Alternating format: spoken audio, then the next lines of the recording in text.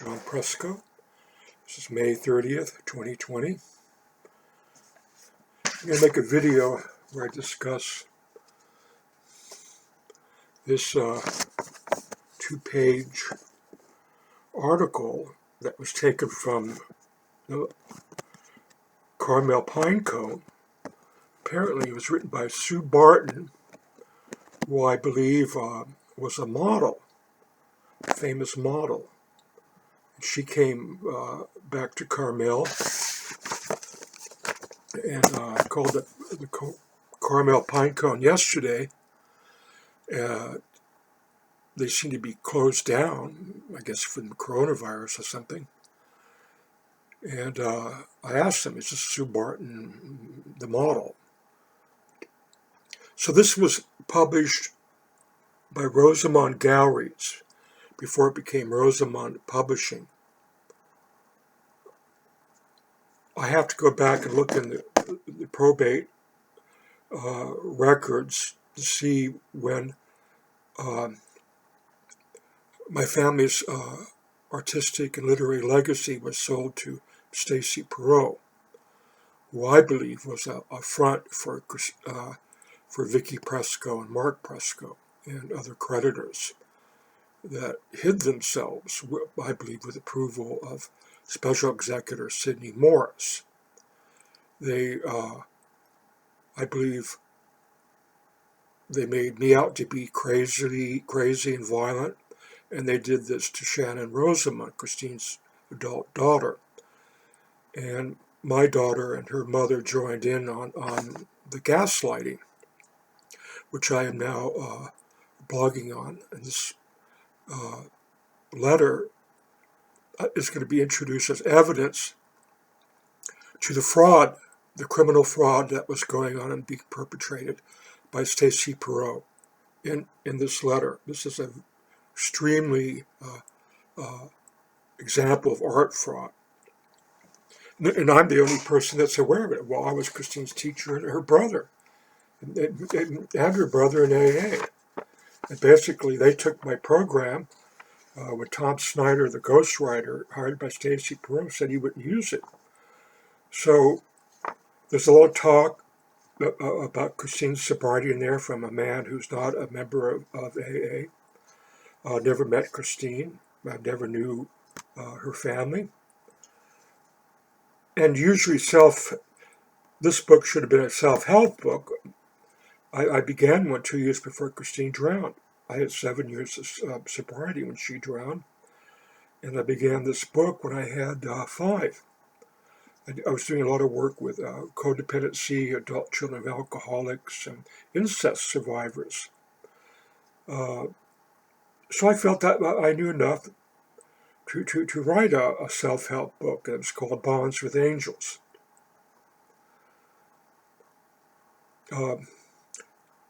Okay, this is the article.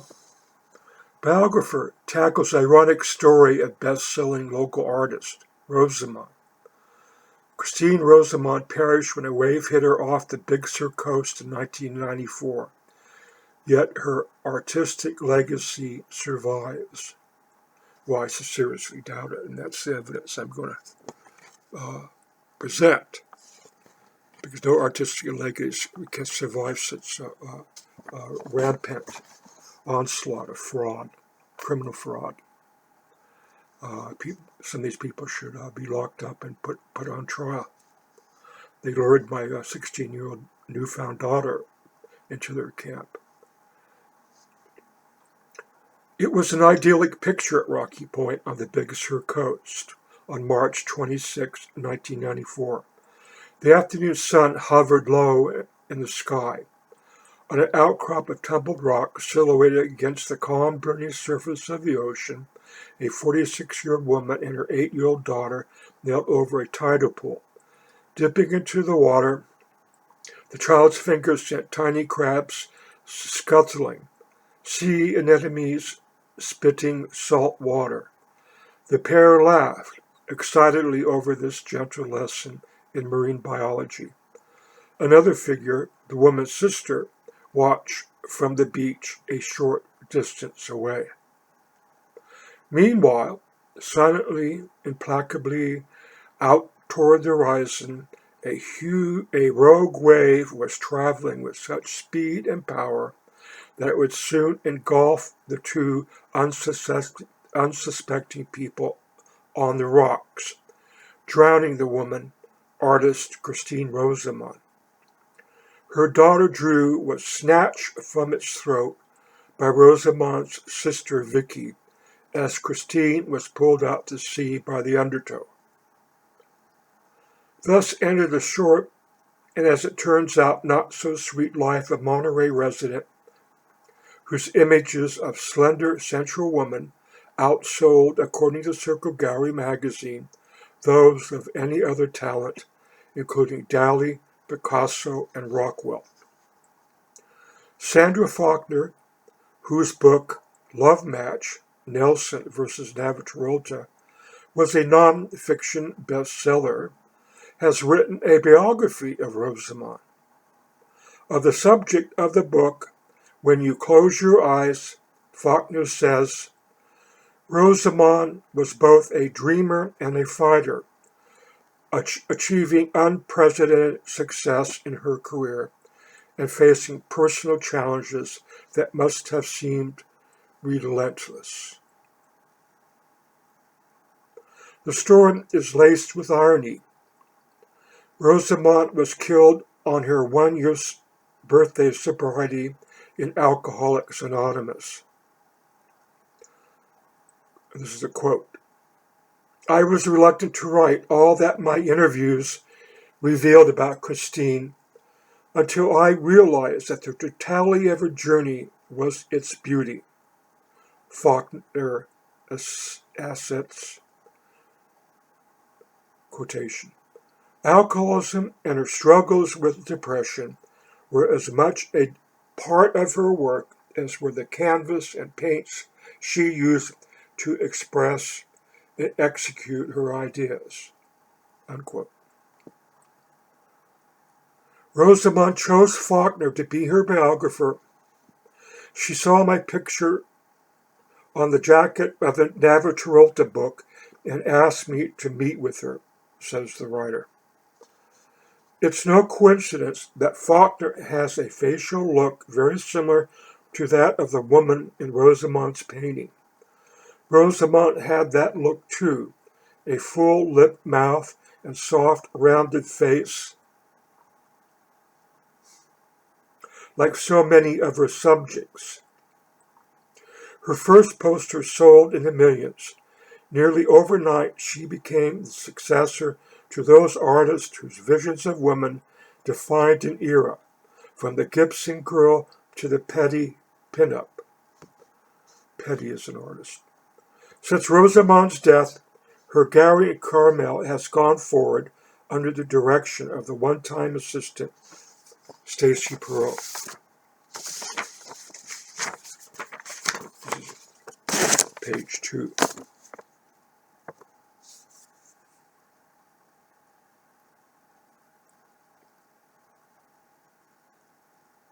Note the date.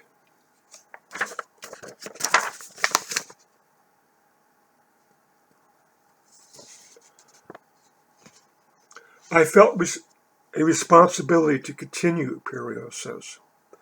She taught me everything and I loved her. Her family was understandably in chaos. I couldn't just let all she'd worked for drift away. Perriot later bought the business from the state, royalties from which go to Rosamond's daughters, now 11, and Shannon, 28, is a lie. Drew, in spite of the traumatic loss of her mother, is now a straight-A student living with her father, noted muralist and painter Garth Benton, from whom Rosamond was divorced. Shannon lives and works in Venice Beach. Perriot has a determined vision of where she wants the business to go. The publishing company is now offering a series of limited edition of the serigraphs that use a process closely mirroring the original work and can take up to 3 months to complete. A poster of Rosamond's creation Duncan the Frog will be distributed to children in hospitals. T-shirts and tote bags will also be produced featuring the whimsical character, Perios, whimsical character. Perios says, all manner of upscale merchandising is contemplated using the images from Rosamond's paintings. Bed linens, throw pillows, and other elegant household goods will soon be on the market. In these efforts, Piri hopes to follow the tasteful guidelines set by Rosamond in her work. Again, in biographer Faulkner's words, though death came early to Christine, it was not hastened by her as many around her feared it would be. Everyone's family, Pirio, Faulkner, and indeed anyone who knows the story, wants to make a plea for vigilance to the many people who frequent our shoreline. Pirio says that 20 people were killed every year by these rogue waves. Christine lived here. She was used to the ocean, knew its capacity for destruction, and she was killed in a moment of carelessness. Please stress how important it is not to not climb on the rocks or allow your children to take any chances with the undertow. By Sue Barton, reprinted with permission of the Carmel Pinecone, 10/17/96, updated.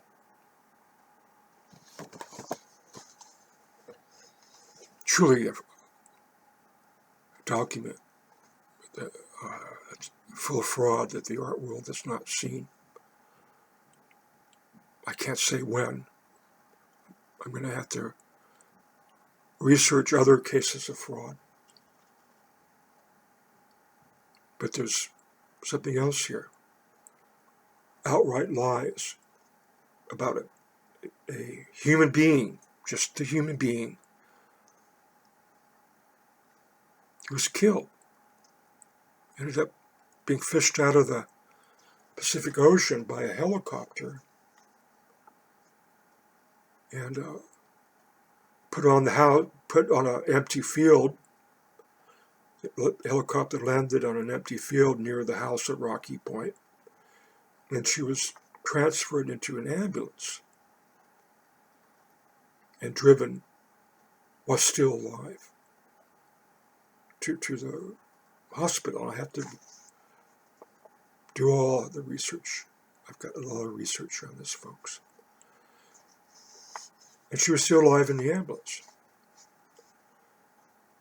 I do not know why the helicopter did not fly to the hospital.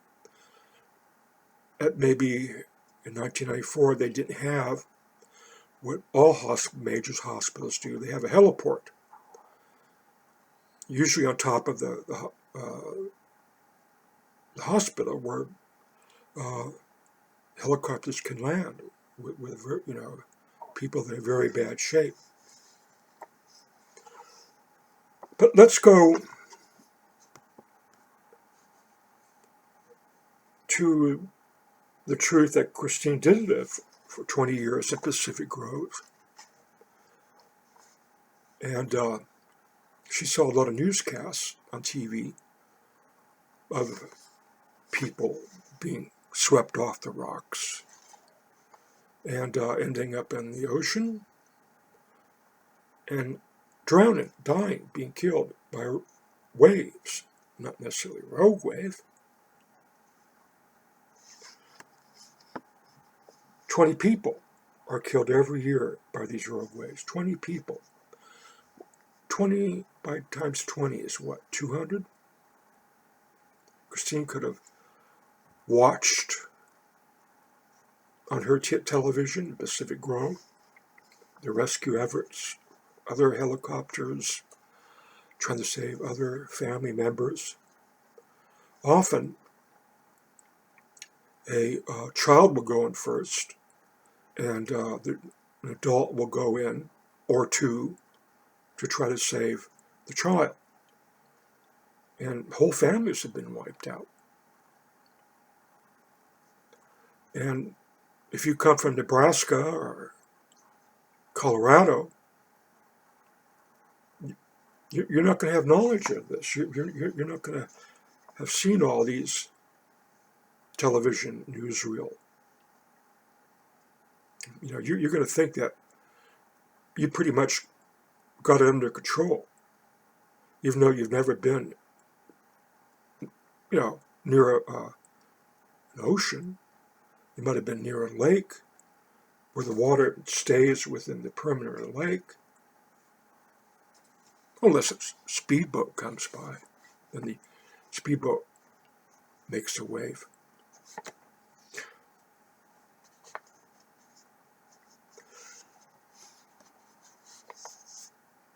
Christine is blamed for her own death and the near death of her daughter, who was 8 years old. She was killed in a moment of carelessness.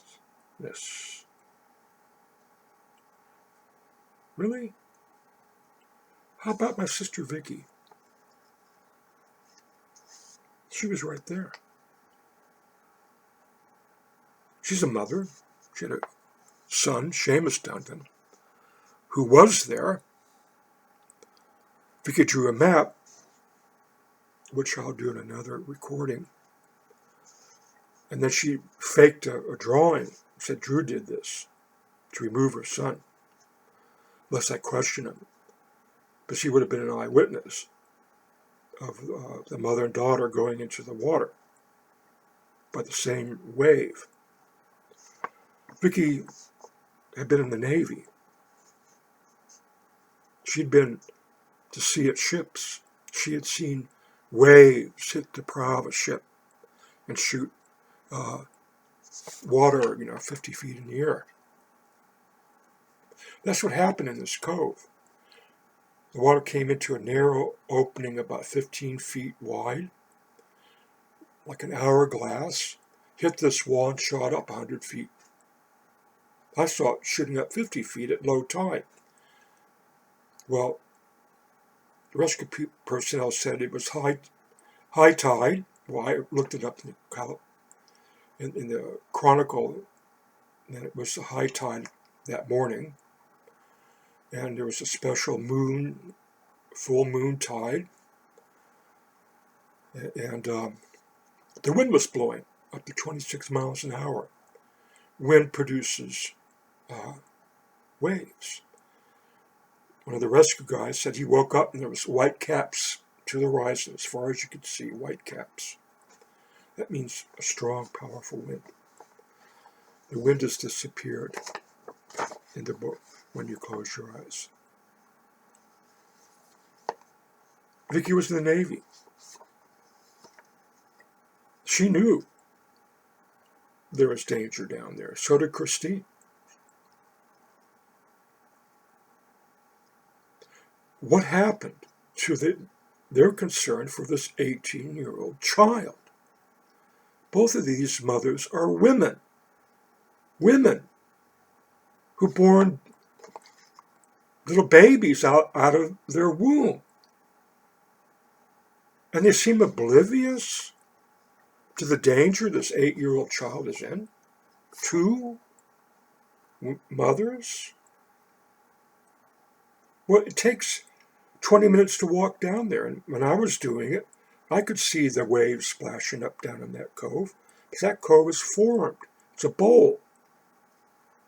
And once the waves hit that water and shoot up 100 yards, the spray is tremendous. Seamus Duncan said he saw it. And then the water rolls down into the center of that bowl and whoosh, out that narrow 15-foot opening. If you're in that bowl and a large wave comes in, the waves do come in sets. Surfers know that. They wait for the 10th wave or something like that. Well, if they're playing Oh, oh, the plume of water missed me, didn't get me wet. Haha, you know. And all of a sudden, a huge wave comes up and throws a column of water, you know, what, 50 tons of water high up in the air. And it,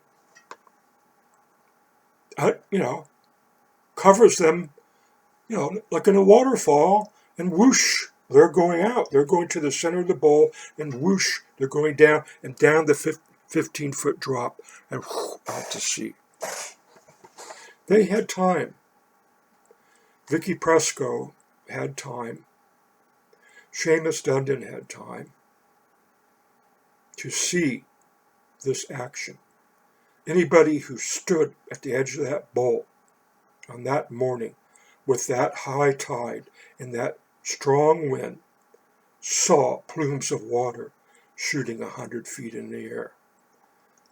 How they got down there and why they went down there is the mystery. I do not own a picture of how my sister drowned.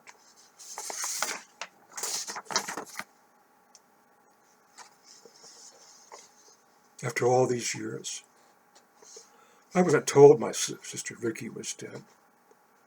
Now my daughter is denigrating me and destroying my credibility and gaslighting me on her woman's empowerment site. I suspect that they have a novel in the work. They've always wanted her mother, the stage mother, the script mother, always wanted her daughter to become world famous and, country singer in this case, and be in the newspaper. And the mother goes, "Oh, she gets it all from me, her talent." This is a story of such sinister. I mean, you watch the movie Maleficent, and you just get a taste of what this story is about. The gaslighting of the famous artist Rosamund. Sleeping Beauty was named Rosamund, Princess Rosamund, by the Grimm brothers.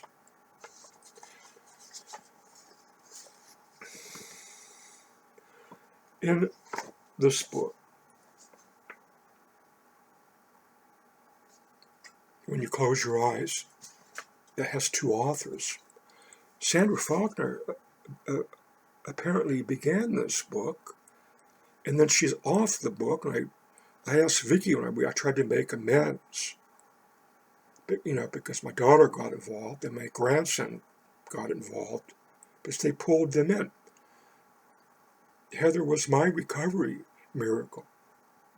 They weren't going to tell me I had a grandson. These are extremely dysfunctional and fraudulent script writers. In this book, it says that Christine took Ira Cohen or Kaplan to court.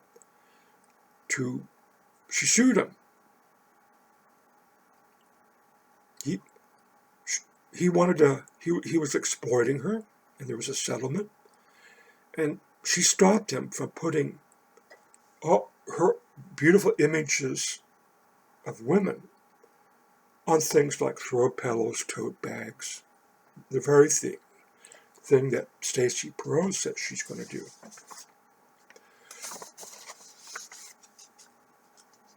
This Duncan the Frog, I went and looked on Sandra Faulkner's website, and there it is, Duncan the Frog. I made copies of that, and I'm trying to find them. This was back in it was right after this, 1996. So I got my computer adjusted and had the person that worked on it show me where the files are, and I'm searching them. And I have other sources of file, but I found a frog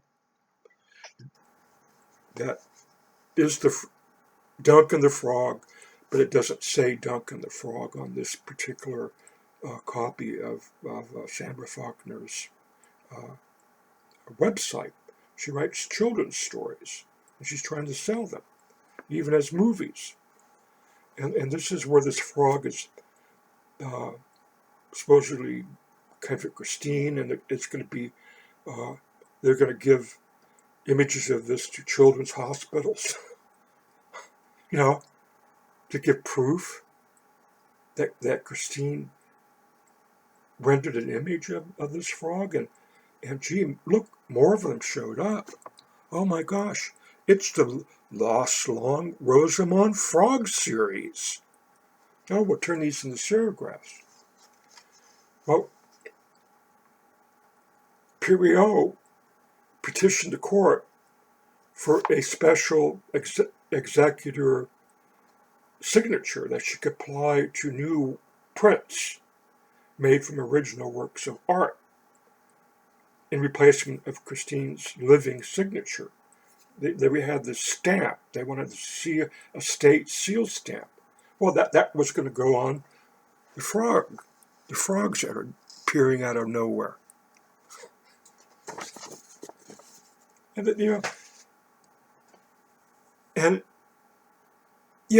post this on my newspaper, Royal Rosamond Press, a newspaper for the arts, because that's what my newspaper is dedicated to. Is protecting the arts and the artists from parasites like this. And so, I mean, talk about gaslighting. When I was watching Gaslighting, I was watching how this woman, with the help of a kind stranger, helped her get out from under her husband. Was convincing her she was insane, so he can find these rubies that he killed a woman to get. This is like it. So Tom Snyder. Well, first let me just say, Vicky told me that Sandra Faulkner is off the book because she absconded with a $5,000 advance she was given for when you close your eyes. And she apparently had interviews with Christine. And I wrote the executor, I says, I really doubt that she did have interviews with Christine. And if she did, they belong to my nieces. Those interviews are intellectual property, part of the state. And see, I knew that they were trying to make a movie. They're going for the movie money, see. And they wanted to make a movie from the book. So I'm wondering if Faulkner was dismissed because I was correct. And they didn't want to include my nieces in the profits from the movie.